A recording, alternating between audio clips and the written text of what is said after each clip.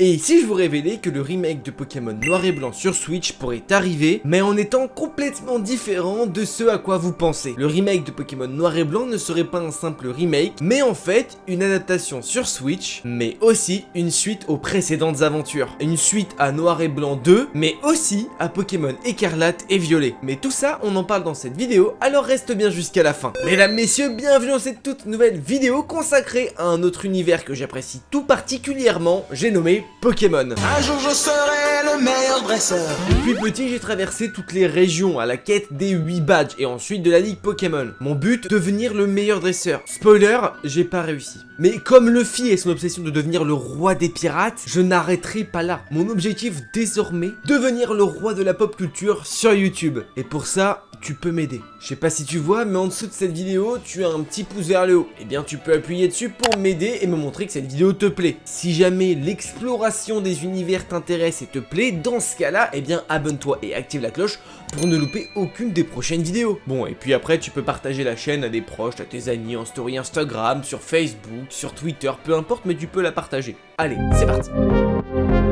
Les jeux vidéo Pokémon de la licence principale ont traversé de longues années et ont connu toutes les consoles portables de chez Nintendo. Chaque année, ou presque, nous avions droit à un tout nouveau jeu de la licence. Tous les 3 ans, le nombre de Pokémon s'agrandit avec une nouvelle génération. Si la plus connue reste la première, nous en sommes aujourd'hui à la 9e génération, ce qui fait un total de plus de 1000 Pokémon. C'est énorme. Mais les boss de chez Pokémon, ils sont malins. Certains joueurs voudraient jouer aux premières versions de Pokémon avec des graphismes adaptés à notre époque à nous. Nintendo, ils ont dit oui. Entre chaque génération, nous avons droit à un remake des précédentes versions de Pokémon avec de temps en temps quelques nouveautés. Nous avons eu les remakes de la première génération avec notamment les Let's Go sur Switch, les remakes de la 2G avec Heart Gold et Soul Silver, remake de la 3G sur 3DS avec Ruby Omega et Saphir Alpha, et le dernier en date sorti sur Switch, les remakes de Pokémon Diamant et Perle. À l'heure actuelle, on en est à la 9e génération de Pokémon. Ça, c'est sorti en 2022, en 2023, c'est une année battante, on a seulement des DLC, et si on en suit la logique, les prochains jeux Pokémon devraient donc être des remakes. Et toujours dans la logique, après avoir eu les remakes de la 1, 2, 3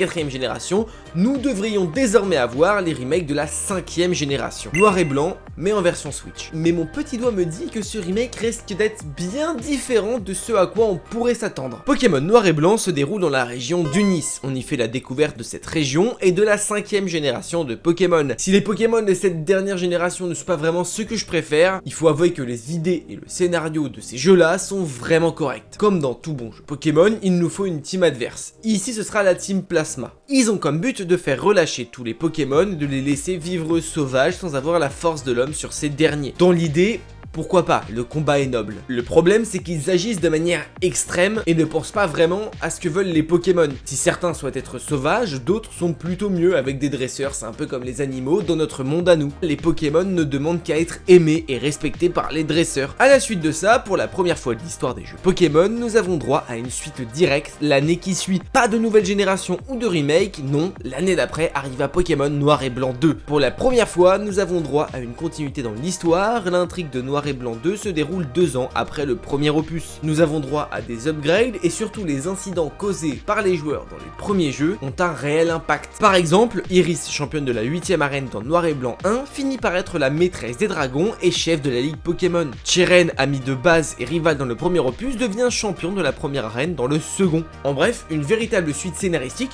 et ça fait du bien. Cette suite marque l'histoire des jeux Pokémon en faisant comprendre aux joueurs qu'à certains moments il serait possible d'avoir des suites scénaristiques au jeu. Et par la suite, ces événements-là sont revenus avec Soleil et Lune et Ultra Lune, Ultra Soleil. Et il se pourrait qu'on n'en ait pas totalement fini avec la région d'Unis. Mais pour continuer cette théorie, nous allons devoir changer de jeu, mais aussi de région, et nous rendre dans la 9ème génération de Pokémon avec Pokémon Écarlate et Violet. De prime abord, ces deux versions n'ont strictement rien à voir, mais ce qui va nous intéresser se situe surtout dans le DLC Trésor enfoui de Pokémon Écarlate et Violet. Ce dernier vient tout juste de sortir et quelques mystères émanent à son sujet. Pour Pour tout comprendre et faciliter la tâche de ceux qui n'ont pas joué à cet opus, je vais vous expliquer grosso modo ce qui s'y passe. Nous arrivons dans la région de Paldea et nous sommes élèves de l'institut Raisin ou Orange, tout dépend de la version du jeu que tu prends. Comme tout élève, le but est de suivre les cours, mais en parallèle nous avons des exercices sur le terrain. En gros, 8 arènes à battre la ligue et attraper tous les Pokémon. Simplement, il y a la notion d'école et d'institut qui est mis en place. Le DLC repose sur un échange et un voyage scolaire. Dès le début de l'aventure, nous faisons connaissance avec Bria, une professeure de l'institut Myrtille, une toute autre école d'une autre région. Bria indique que l'institut Myrtille est en fait l'école présente dans la région d'Unis. C'est là que ça devient intéressant. En plus de faire connaissance avec le professeur, nous faisons aussi la connaissance de certains élèves, Cassis et Roseille. On apprend dans le discours du professeur qu'elle souhaite approfondir ses connaissances sur le phénomène de la terracristallisation et le mystérieux Pokémon Terrapagos. En soi, à l'heure actuelle, c'est plus du teasing pour la suite du DLC et la deuxième partie. Mais alors, intéressons-nous à cette fameuse suite, le disque indigo, le volume 2 de ce DLC qui devrait sortir en décembre. Si dans la première partie de ce DLC nous faisons un véritable voyage scolaire dans une toute nouvelle région nommée Septentria, la seconde partie est vendue comme un échange scolaire entre deux écoles. Forcément, l'école au centre de l'intégralité du DLC, c'est l'Institut Myrtille. Certains élèves seront donc échangés d'école en école pour découvrir de nouvelles choses. Mais si on suit la logique, la professeure Bria indique que l'Institut Myrtille est présent dans la région d'Unis. Cela pourrait vouloir dire que la deuxième partie du DLC se déroulera à Unis. Mais nous avons déjà eu quelques images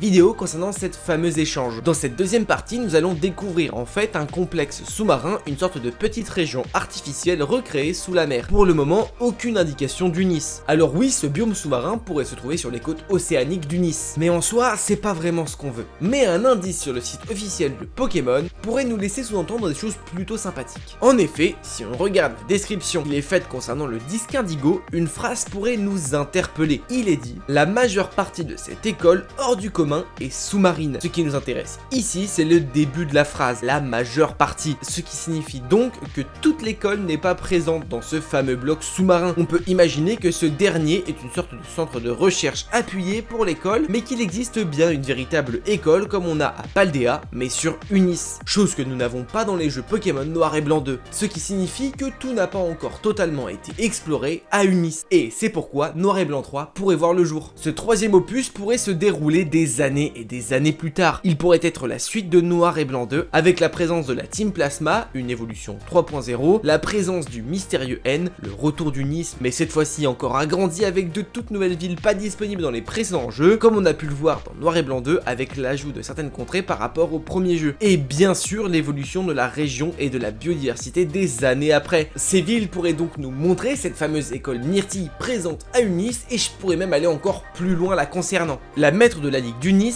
c'est Iris. Et quelle couleur la prédomine? Le bleu violacé, tout comme la Myrtille. Elle pourrait donc être la présidente de l'école et la chef de la ligue, tout comme Alisma dans Pokémon Écarlate et Violette. Ces dernières se ressemblant un petit peu, et pourquoi pas émettre la théorie que les deux seraient sœurs, ce qui explique donc pourquoi l'Institut Myrtille et l'Institut Raisin et Orange sont autant en connexion et en lien. Noir et Blanc 3 pourrait donc être aussi la suite de Pokémon Écarlate et Violette. Dans Pokémon Écarlate et Violette, nous sommes un élève de première année. Nous faisons la connaissance de professeurs et d'autres élèves nous disant qu'en réussissant cette année, nous passerons en seconde année. Et si finalement les actions passées au sein du DLC et de l'Institut Myrtille nous amenaient à passer notre seconde année en incursion au sein de l'Institut Myrtille à Unis.